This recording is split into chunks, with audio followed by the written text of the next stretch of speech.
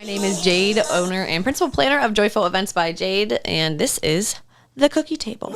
This is a podcast all about love, marriage, relationships, and the wedding industry, wedding news. Perfect for anyone that is getting married, is married, a wedding vendor, or someone that just loves weddings. Grab your favorite cookie from The Cookie Table, pour yourself a glass of Chardonnay, and let's get into it.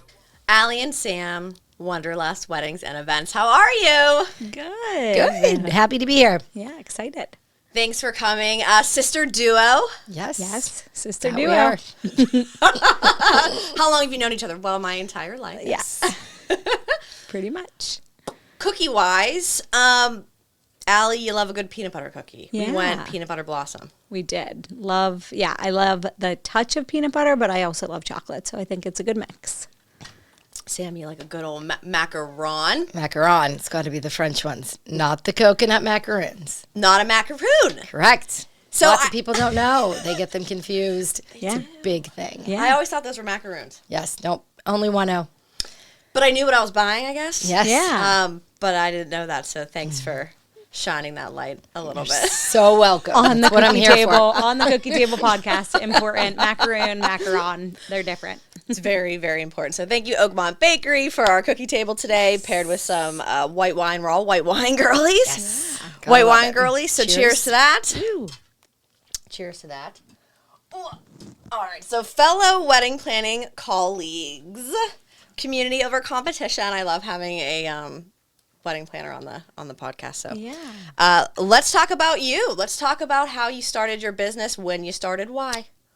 Whoever wants to go.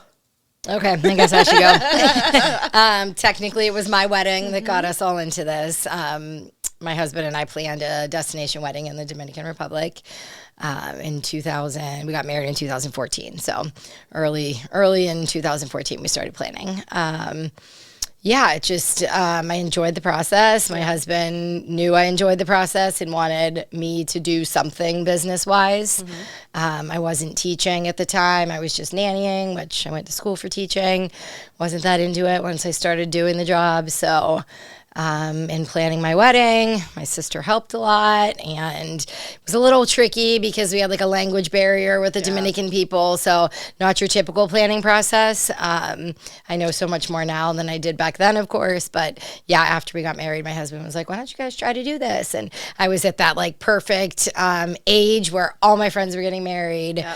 Bridal showers, I was like the maid of honor a million times and bridesmaids a million times. So I was planning all those showers and bachelorette parties. That was like right when I feel like it took off, planning like the destination bachelorette parties. So yeah, I was kind of doing a little bit of all of that anyways. And he's like, why don't you try doing it for some more friends, like for free, and then see, maybe people will hire you. And sure enough, they did. He gave us a little like money up front to get started and make the logo, the website, all that kind of good stuff, and then kind of took off from there. So, Did you initially go full-time, like all in right off the bat? Or was there kind of a build before leaving a job? I did not go full time. I had a office management job for the first 4 years that we kind of started Wanderlust. So I was at a full-time job doing office management and also working at PNC Park, which my 20th season coming up in April. So I was doing a lot of like the catering side of things at PNC Park. I was working weddings just like as a waitress. I remember one of the very first things I saw was like a escort card table of Pirates popcorn with like pirate tickets on it with like the guest names and their like table number. And I was like, this is the cutest thing. And I was like, baseball and weddings. And I was just like in my element there. And I've always had essentially a serving job. Like I've always just love working with kind of like having a service job, working with people, you know, customer is always right kind of job. So yeah, I was doing my full-time job and working at PNC Park when we started Wanderlust. And as I was at my full-time job, I had started to plan my own wedding 2 years after Sam got married. And I remember sitting at my full-time job desk and I had like a Wanderlust binder out and I was printing things off the printer. And I was like, I should not do this here. I shouldn't do this here. And then, you know, honestly, knowing that I was going to marry Tom in, July, I was like, this is the perfect time to kind of let myself go from a full-time job. Oh, yeah. Because we started getting too busy and I felt like I was, taking advantage of my day job and I was there for insurance, right? Like everybody wants that, healthcare and all that stuff. So once I knew I was, getting married in a month or two, I was kind of ready. So yeah, Wanderlust started. We both still kind of had other jobs. And then after, 2 or 3 years, we just kind of were like, this is, we have plenty of weddings that it's paying our bills. And yeah. When did you start building your team and bringing on lead planners? How long did the two of you got it out? I would say we hired our first few assistants fairly quickly. I would say by the end of a full season. So by the second season, we hired 2 girls, Hillary and Taylor, who have been with us ever since. They came on as assistants, but at that time still Sam and I really were still going to every wedding. We were still pretty much involved. We would just kind of switch off time. It probably took us about 5 years before we really were like, hey, we can kind of trust Allie to go alone, or we can trust Sam to go alone with another assistant. One thing we always like to, say about Wanderlust is there is always 2 to 3 of us per wedding day. Yeah. So yeah, the 2 of us felt like we needed to be there for a while. And then, we started trusting our girls a little bit more and kind of grew from there. But I would say probably after the first year, full wedding year, we brought on, 2 more. So how did the 2 of you, being partners, delegate your back end duties? Do you have specific tasks that each of you do? So from the beginning, or we just all in figuring out for, We did at the beginning. It was a lot of just figuring it out, but we definitely have different strengths. Allie is more the organized list maker, all that, and I like office management. That's what she was doing at her full-time job, right? And I like more of the creative stuff. I like to do the design and make everything pretty, as I always say. So at the beginning, it was great because it was like you have both of us from the beginning, and that went really well for a long time. And then people started, are we going to have both of you at the weddings, on the consult call before they even booked us? And it got to the point where we weren't sure and we didn't want to commit ourselves because we knew we could each do our own and make more money and do more weddings and all that. So we still do kind of have our strengths and weaknesses, but we have enough support from one another and even girls on our team. We have a couple girls who work really great with Canva. So they're our design girls when it comes to doing those kinds of things. But we use a Google Drive and all of our documents are in there. So it's already an organized process. Yeah. It's just keeping up with getting everything done on time. And yeah, I would say the hardest part is really just delegating and being that in the first 5 years or so of our business, we both had 2 kids each. So, it was hard to also commit ourselves to some clients and then say, hey, I'm pregnant, or, one of us is having a baby or whatever. So that was a little tough. So I think it kind of forced us to understand, where could we be placing people that isn't just us or isn't both of us. Yeah. But a lot of it is, just kind of time management and delegation. And I think that we work together as a team just kind of to figure out, hey, can you do this? And if you can't, now we have a full-time employee who we can delegate to. So that's been a huge, great help. For the past year. So. Before I get into your full-time employee, Sam, is your husband considered a third partner? Does he help in any way, or was he kind of just that initial investment? So 33.3%. Yes. Yes. If we don't say that, he'll be like, why didn't you guys talk about me? He is a third business owner, technically. He did give us that initial investment to get us started. He does a lot of the businessy stuff that nobody wants to have to do. He deals with the accountant and the lawyers and QuickBooks, he loves taxes. QuickBooks, taxes. He loves Excel, so all kinds of spreadsheets that mean nothing to me, but he explains them in very simple form so that us non-business brains can understand them. Yeah. But he keeps us moving in the right direction. He can project, based on how much money we're bringing in and shelling out and all that, and where we're going and what kind of year we're having and what we need to do better and things like that. So. He always wants to be included when it's oh, the girls were invited to so-and-so. Well, I want to go. Yeah. I want to go. I'm Mr. Wanderlust. I want to go. And I'm okay, you can come, I guess. And some people meet him and they're like, who's that? He's our "That's accountant smart." guy. He just follows us around. And then, If I say Sam's husband, people are like, "Oh, got it." You know, Got it. I don't even think they know his name, but it's okay. What is his name? Let's shout it out. his name's Mark. Hey, Mark. Hi, baby. What's it like working with not only your husband but sisters? How is that? It's hard. I'll say it. I think it's.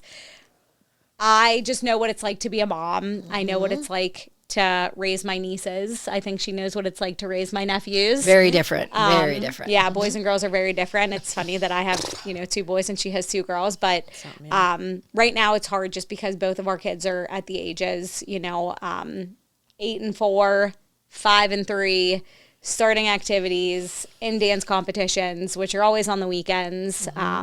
So just hard in terms of like, I feel bad because I don't want to give too much, knowing like, hey, your kids have a lot going on or whatever.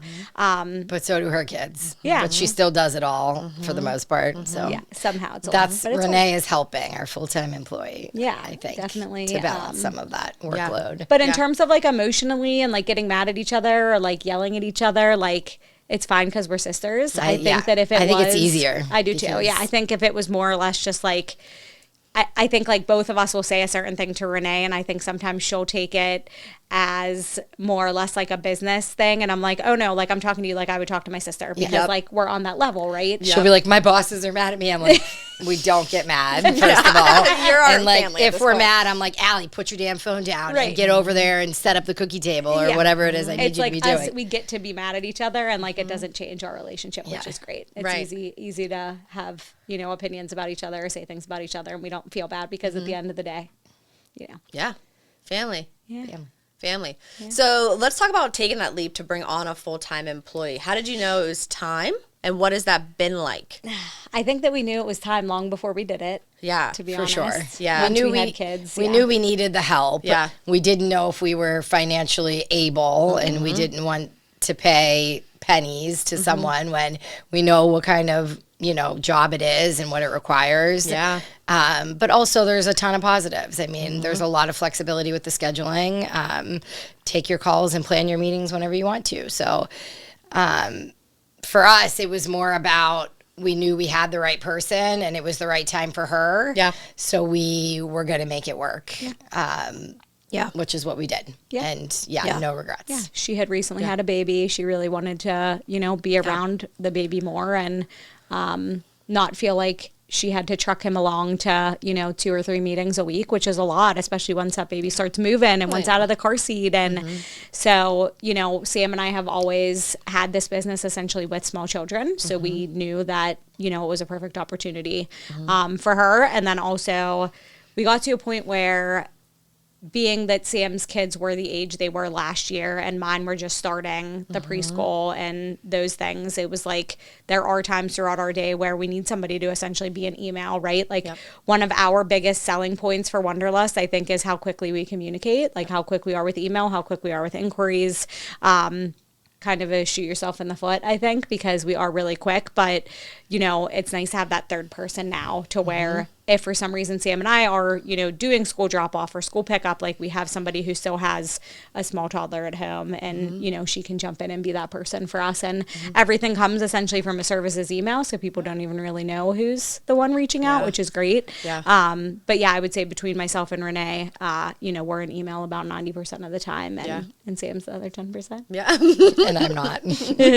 But in the fall, I'm going to have much more time. My little one's going to be in school 4 days. Yeah, that's huge. My oldest will be in kindergarten, so it'll be different for sure. So I think it'll be good different though. Yeah. I know I'll be able to take a bigger part, which hopefully will balance the load a little bit amongst all 3 of us. 100%. It's like we love our children, we'll miss them, but I time. can't wait. Bye-bye. It's time for this. Sorry. Yeah. So I think sometimes, like when I am interviewing or hiring lead planners and I tell them it's a 1099 or a casual position, even though it's listed because people don't read, we'll get on a call and they kind of look and they're just like, oh. So I kind of want to talk about that a little bit, debunk like what it took to, like how, if you feel comfortable saying how many weddings you take a year, why Renee being full-time, we got to that point because you were at X amount of weddings, like building that team. Because I've talked to so many other planners that are just like, yeah, like lead planners, like they work a full-time job. They do, but they look at you and they're shocked that it takes a planning company to a point where you guys are at, or there's one other company in Pittsburgh that is like a larger team as well, but it's not that feasible, I think, for everyone to get there. Absolutely. And I don't think it makes sense also for Pittsburgh to have 10 massive planning teams, right? We all need to make a living, right? Yes. So it's like you scale your business to the point where it's at where it needs to be. Right.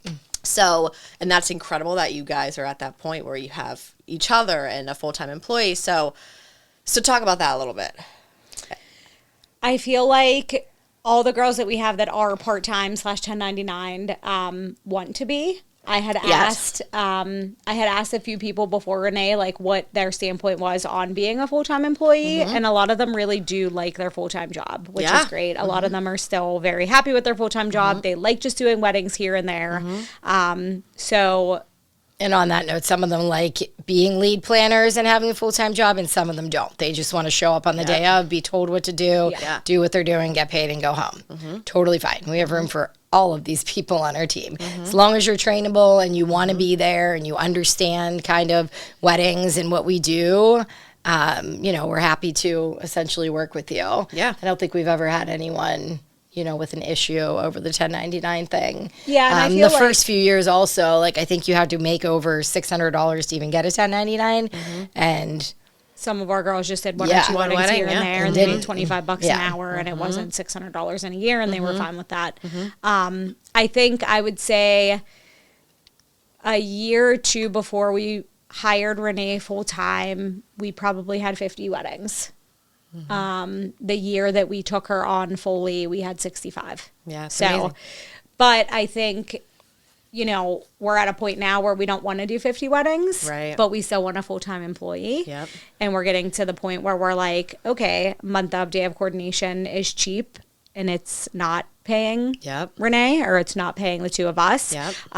So maybe we take 40 weddings, but they're partial planning or they're full scale. So we're making the difference in cost essentially. But yeah, I would say I think we again, Mark had to go through a lot of the forecasts and say, what are we making through 2024?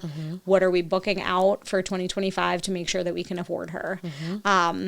There are some days where I know Renee, she'll take a consultation call and she'll be like, they're not going to book. And she's like, we need to book weddings. Like, I love this job and I want to keep this job. And I'm like, Renee, bro, I would pay you before I paid myself at this point. Like stop worrying about like the bookings, like at this point we know like what you're worth and we'll find a way to pay it. So. And my husband does say a lot of that, like, well, we might just not be able to pay her. And I'm like, well, then we're not paying me. Like, we're paying her first because she's honestly doing more than I'm doing these days.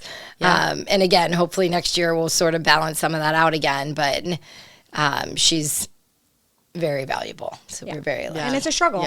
You're not, as a business owner, if you're thinking about hiring a full-time employee, I would say it's I think everything is very new and like figure outable for about 3 years, right? Like you're not, with any business, with anything that you start, you might lose a little bit of money, you might not make any money, but it's like getting past those first like growing pains, I think is where we kind of are now. So we're just rolling into our second year of having a full-time employee. And what that looks like in terms of what we need to book to essentially, make sure that she's paid and paid well. So. How do you find the right people that are wanting to stay with you for years as a, for example, 1099 lead planner? How do you find it? Honestly, I feel like they find us. Yeah. Honestly, everybody says I literally hire people off the street. She will give anybody a chance, which is so sweet of her and wonderful. And honestly, most of the times I feel like anyone who's come has stayed around at least for more than 1 or 2 weddings. And if we ever feel like it's not a great fit, they're probably feeling that too. So then they, either just don't volunteer for anymore or we don't offer anymore or whatever the case may be. I don't feel like we've ever really had like a bad breakup with anyone or anything like that. Yeah. It's been not bad. Lots of people reach out, like even young girls in college still wanting internships and things like that. And do it. It's nice. If you have somebody reach out and say they want to do an internship, do it. It's literally, like most of them don't want paid. They just want like 40 to 80 hours a week that, say that they've done something for our business. Like, do it. I mean, you could get them to do anything. You can get them to do social media. I feel like everybody in college right now is going for like marketing because they all just want to be like an influencer or have a podcast or whatever. They all know more than us already, even if they don't know that they do, just about how to use these media I can't make a damn reel to save my life if anybody didn't notice. Like I have to ask all my young girls, like, hey, can you like put music to this? I don't understand. And they're like, true. Yeah, what do you mean? Like, I do this every day. And I'm like, exactly. So can you do it? A lot faster than us. You're 22 years old. Please. Help me. I hate being on my phone, or my kids will yell at me when I'm on my phone. Yeah. And you feel bad. And like, awful. It's hard. And you can never put it down. So it's like always accessible and always there. And then there's no like work-life balance at all. Yeah. That's hard. 100%. I want to change gears a little bit, talk about how I feel like Joyful Events by Jade and Wanderlust Weddings and Events, we align, I think, similarly. Are you two born and raised Pittsburgh area? Yes. Okay. Yeah. Okay. Love that. So it makes sense. It makes a lot of sense.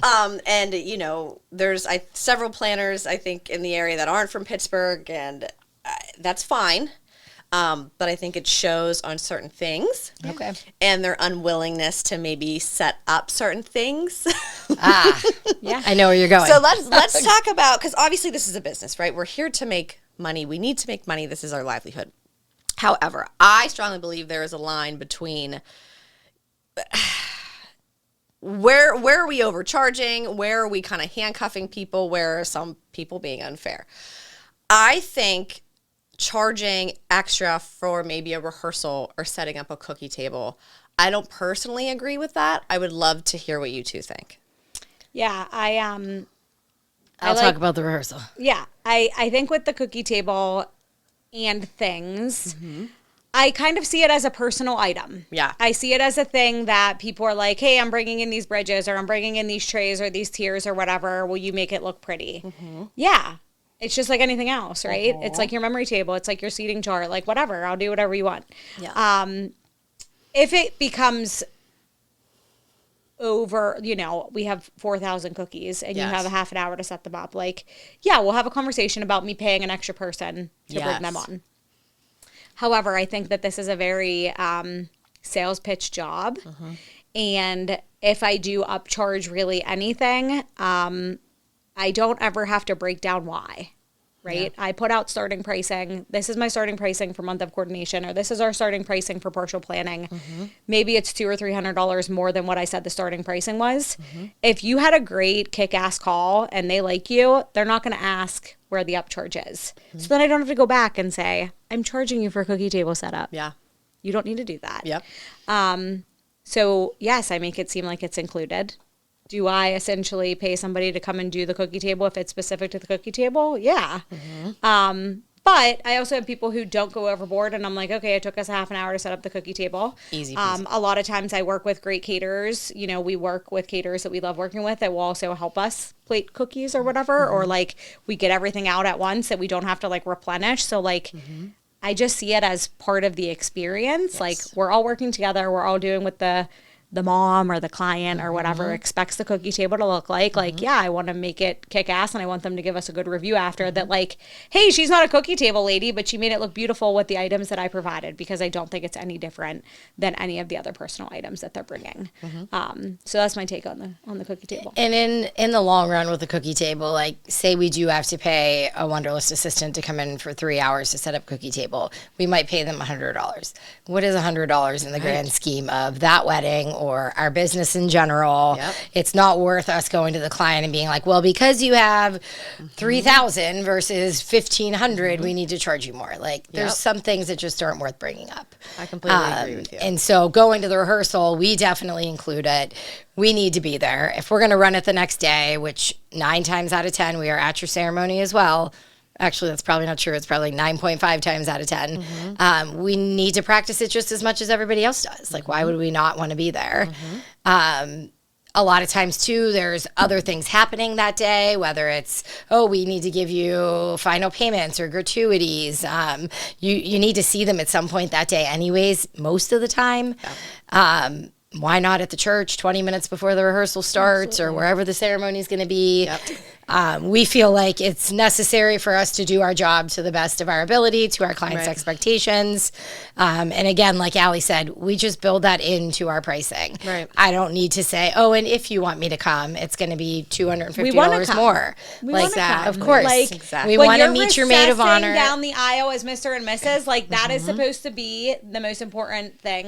It is one of the most important things to us. Like it's why you're getting married. It's a joyous moment that they're walking down the aisle and they're blushing and they did it and they're excited and like we love capturing it. Like I want to be there for the important part. 100%. And also just personal decor again, like unplugged ceremony sign, welcome sign. Like, do you want your bride to have to like grab that off an easel and take it onto the shuttle with her? Like, I just feel like if there's one less thing that they need to worry about, it's personal items, unity candle, marriage license. Like extra nobody programs. knows where any of that shit goes after a ceremony if you don't have somebody there. Yep. And if they're going to feel better, like going to bed the night of the rehearsal, knowing that like Allie or Sam got it, like that's the best feeling in the world. So I want you to wake up and feel well practiced and know that you know what you're going into the day of. Yeah. And know that you don't have to worry about anything because there's only 2 church old ladies there who could maybe figure it out. Like, so I don't know. I want to be there, and I don't think that'll ever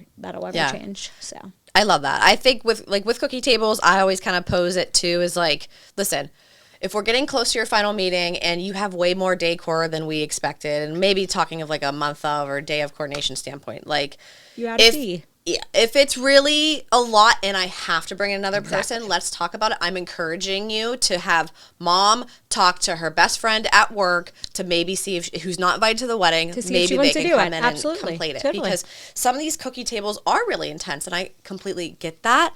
But the benefit of having a team is you can just, okay, listen, this is already a partial planning package. Maybe it is a bigger package. I'm happy to do it. Like, this is becoming a lot. I'll bring in someone else. Like, I couldn't agree more. But I always say, like, if your decorations, your decor is very DIY. Elaborate. DIY, more than you planned. I'm not going to tell you I'm going to set up your cookie table. Absolutely. But if it is so easy, we run through it. We have a very involved venue. Like, and we run through it in an hour, and we have hours to set up your cookie table. Absolutely. Absolutely. And I'm not going to charge you more for that because we're already there. It just doesn't make any sense, and I think it's unfair. But everything you said about the rehearsal is how I feel as well. So I think what's important for couples, like when you're looking for a planner, these are things to just think about. And it's not something that might be blatantly obvious. Maybe down the line you're finding out that your planner's not coming to the rehearsal. Maybe you missed something when you were reading your paperwork. Whatever the case is, just think about it when you're hiring your planning team. That you know, it's a good question to have. It's a good question to ask. Yeah. Do you run my rehearsal? Do you set up my cookie table? And let's talk about it. Let's talk about it. One thing I want to talk about as well is I want to get your take. Uh-oh. These fucking cold messages from vendors and even hotels constantly asking like to be on a referral list or come see my hotel. I'm happy to talk to you. But it's like people, oh, I've never been in Pittsburgh and I'm moving and I'm starting my videography business. I'd love to be considered. Amazing. I already have like 4 videographers that I love. Why? Like, absolutely, yeah. It's great to start new relationships, but I want to make sure I'm not being like rude on this, but also like get your intake on both of them. I think knowing where we started, a lot of it was cold calling, cold emailing, asking other planners if they would meet us. Shout out to Melissa Devoted to You, who actually sat down with us and told us that our urine would be orange by the end of a wedding day because we didn't drink any water. Or pee. You pee one time a day. Yeah. And Shane also. Yeah, Shane. Super by Solar. Yeah. Also super great, who took the time to sit down and talk with us.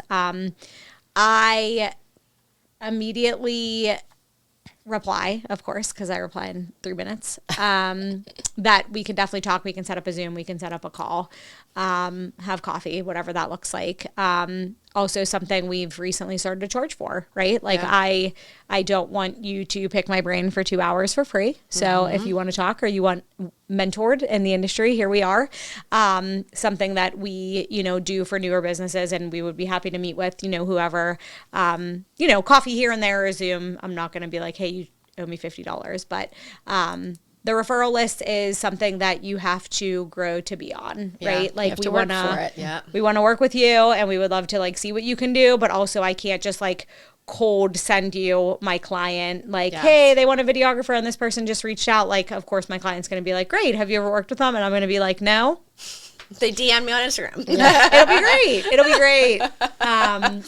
So I would say like our specific referral list is more or less a preferred vendor list that, we curate to send to each couple. So we don't ever just say like, here's the 3 or 5 florists that we work with the most. Like we want to curate it to like what it is that your vision is, what your budget is. Like I'm not going to send you a $20,000 minimum florist if I know you only want to spend $5,000, right?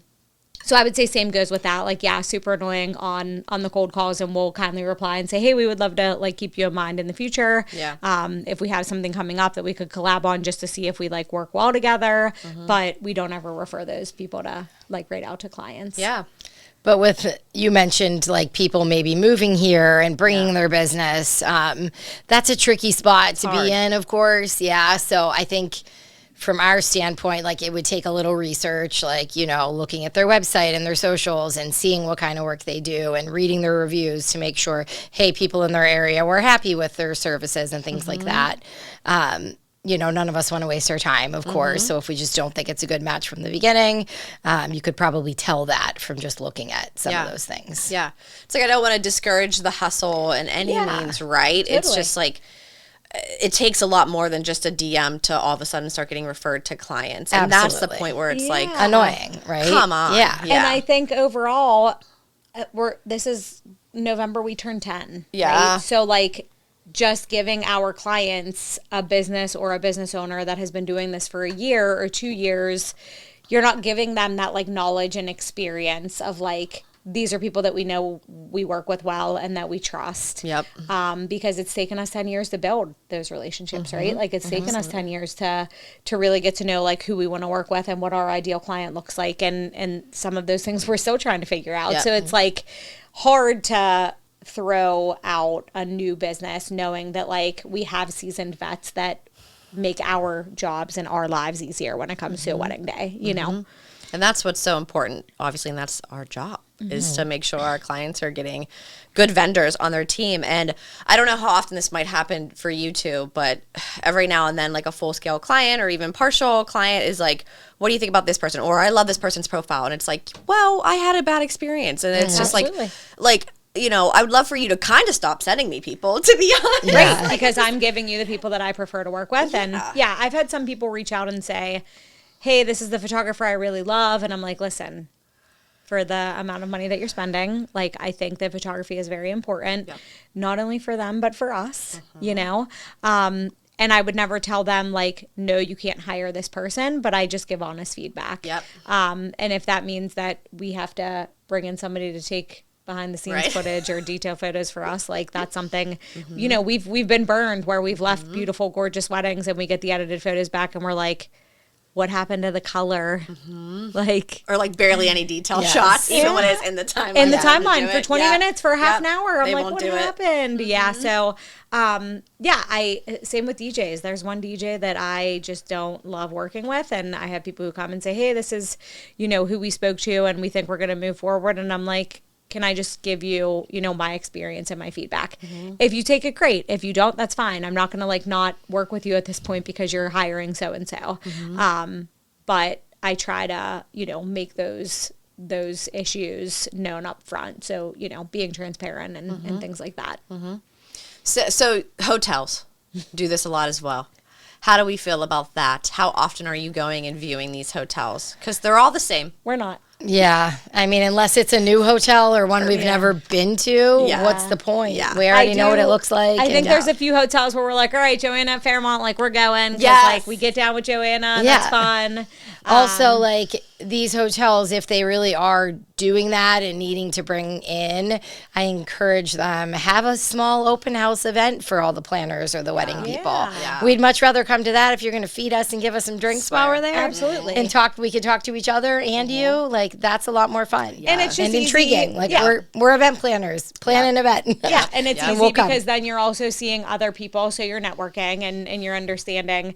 Even if it was like more an open house where like, hey, bring your clients to come see it, or bring your, Fairmont couple to come and see the space because you already have a wedding here, and let's talk about, the linens that we already provide or things like that. But I think overall with hotels and with hotel coordinators and venue coordinators that we work with at hotels, like we pretty much know the run of show and what it looks like and what's included and things like that. Yeah. So I don't need to come and see, your 4 or 5 different ballroom spaces or whatever. I think one of the things about hotels too that it seems the turnover with the venue coordinators there is pretty frequent. High, yes.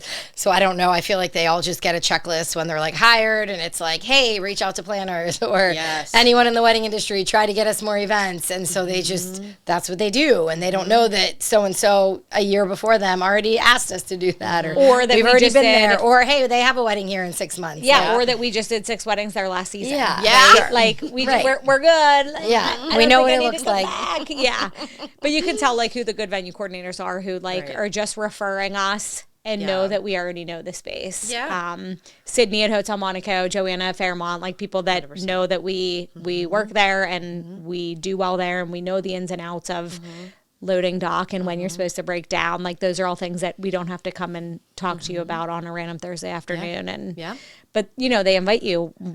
They'll invite you and it'll be like, it's next Wednesday. And I'm like, okay. Great. Like my next Wednesday has been booked for 3 months, bro. Like I don't got time for that. Sorry. Yes, exactly.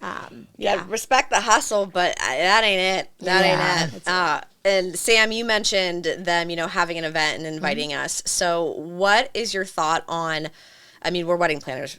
So we're, bluntly, are we truly the only source to get venues business? And from a full-scale standpoint, how often are we truly, picking the venue and starting from the top? Not very often. Not very often. Not very often. Yeah. How many times are we getting someone that already booked their venue? Yeah. And then they come to you for everything else? 90% of the time. Yeah. Which is fine. I would rather you come to me and tell me, I know what I want. This is where it's at. I saw a wedding that you did at the Fairmont. Okay, great. Here's all the things that we picked for it. It's interesting because Same situation. I'll come to an event. But let's be honest. The Omni has, the big event for planners. You can bring clients twice a year. It's done really well. Great. Not that all of the hotels can do something to that scale every year, but if you really are looking for more events in the wedding scheme of things, not corporate, whatever, do something that's going to entice us to get there. Yeah. Something fun. Yeah. And I agree with you in terms of people already choosing a venue. There's, there's a handful of people who do say, I would like help with a venue. Unfortunately, because I don't want a hotel ballroom. Yes. I need help because I don't want it at a hotel ballroom. I need help because I want it to be indoor, outdoor, or I need help because I want it to overlook, the skyline or, or whatever. There's only so many hotels in Pittsburgh to have your hotel wedding at. So most likely if they want a hotel ballroom wedding, they don't need us from the go to pick which hotel they want. Yeah. They might need us after that to bring a vision to life in that ballroom. Right, or pick vendors. But they can pick the hotel 9 times out of 10 on their own. Yeah. If they can't, that's fine. We'll help them. But to your point, I think where you were going was hotel people. Stop emailing us. Stop emailing us. Unless you're going to have us and out I feel for like some what's really funny is I help more with hotel room blocks. I can't tell you how many goddamn hotel rooms I haven't seen. So it's so nice of you to bring me in and wine and dine me, but like, I haven't seen your presidential suite or whatever. Like, can you take me to a room? So that's another thing. Like, I feel like anytime I do like specific hotel meetings, it's also like, can I see a room? Can I, I have a Brad this weekend who specifically was like, hey, is 699 square feet enough of a suite size for 13 of my girls? Yeah. Like, those are conversations that we now need to have with the hotel, right? So for instances like that, like, hey, I don't know what the presidential suite looks like versus the Brattle suite or whatever the case may be. Like, those are things that are definitely important to me when my client is looking for a specific room block in a specific area. But I would say, 9 times out of 10, like, me coming to see your hotel ballroom, I've probably already Googled it. Yeah. We're fine on the photos on Google. Yeah. Or on your Instagram. No, I completely agree. And it stuck with me when Rachel Rowland was on the podcast, and at the very end she goes, I probably shouldn't say this, but I'm tired of all these planner only events.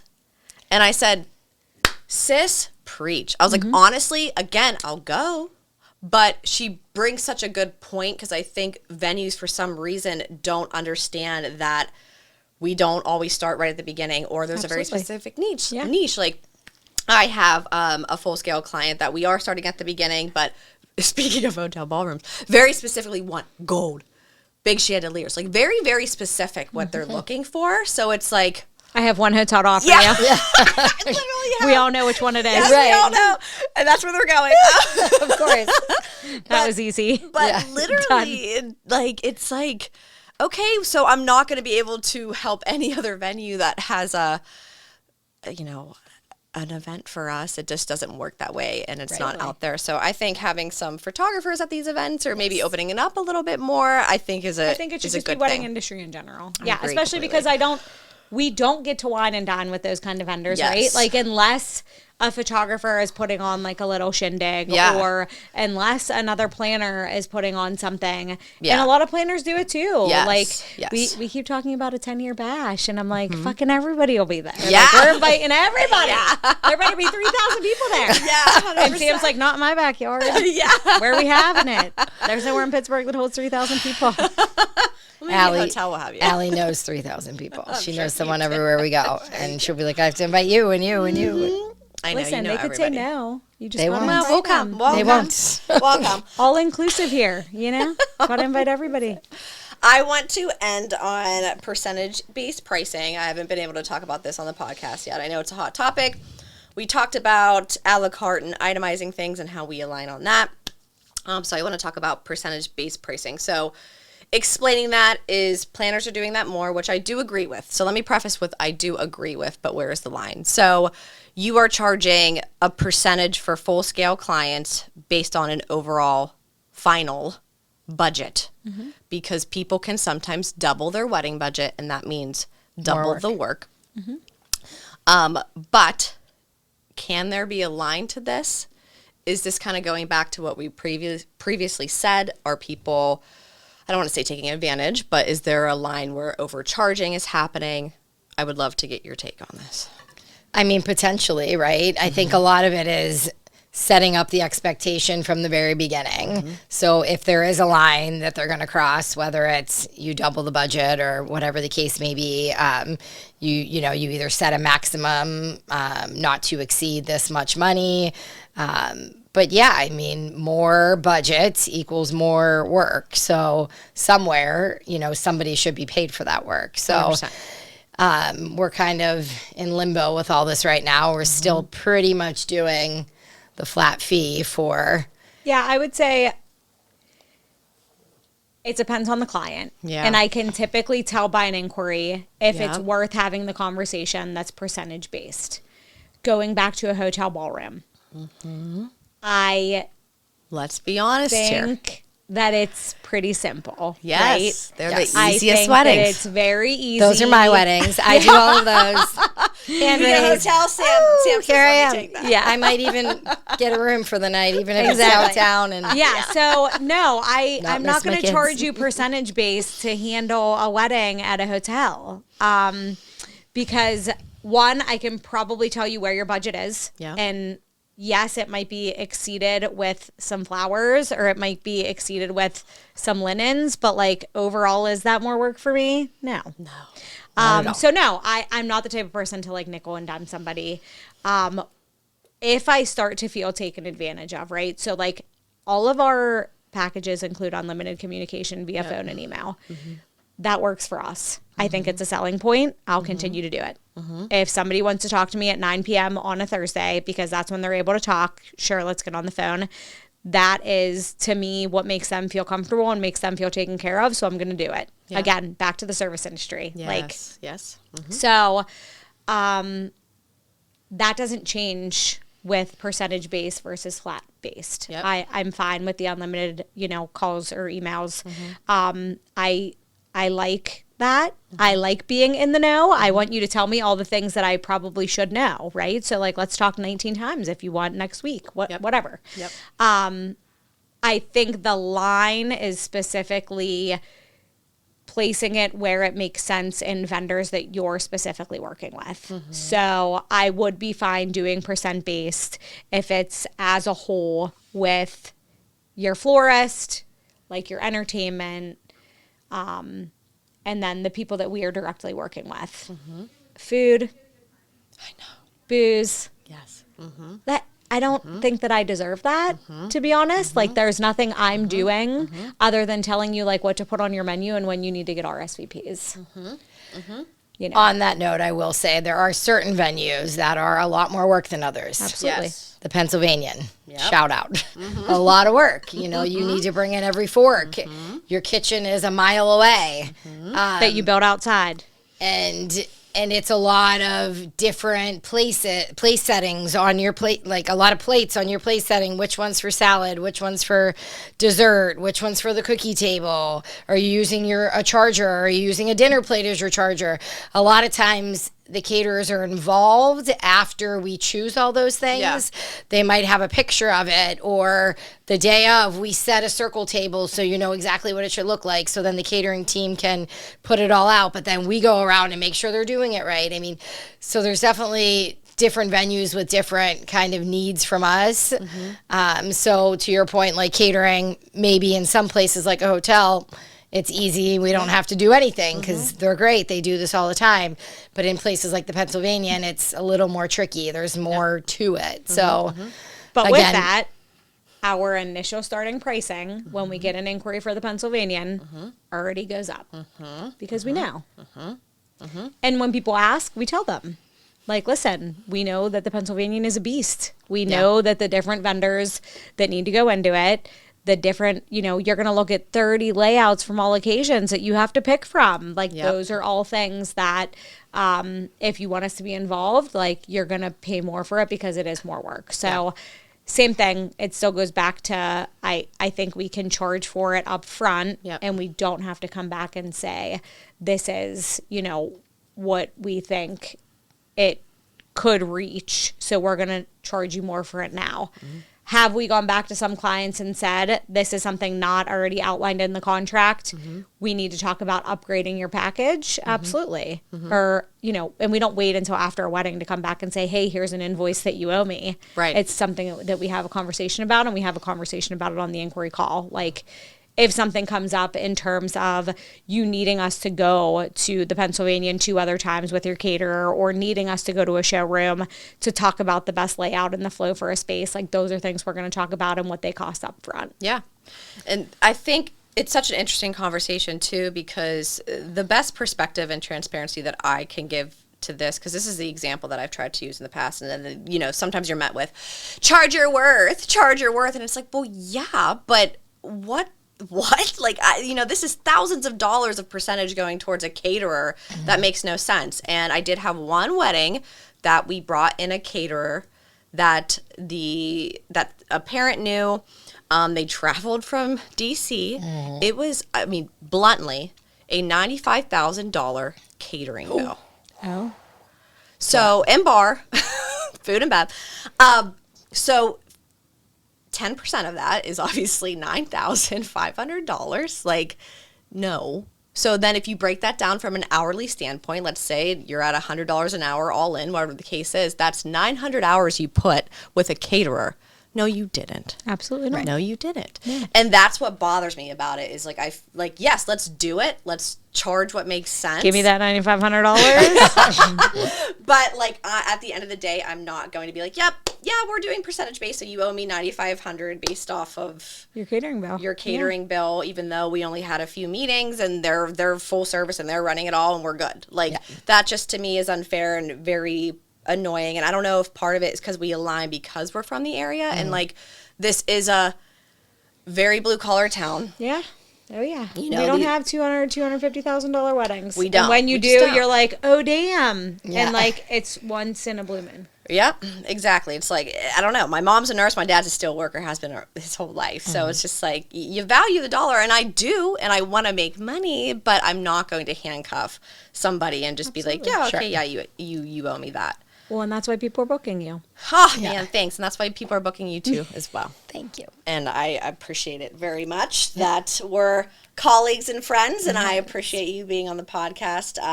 No, it's a good conversation to put out there, and just for couples that are looking for a planner, again, we love our colleagues and everyone else. It's just things that I think are good conversation to put out there. So thank you. Yeah, happy to be here. Thank you. Thanks for joining the cookie table. Thank you. Yeah, so fun. Cheers. Cheers. Now we get to eat the cookies, right? Yes. Give me the damn cookie.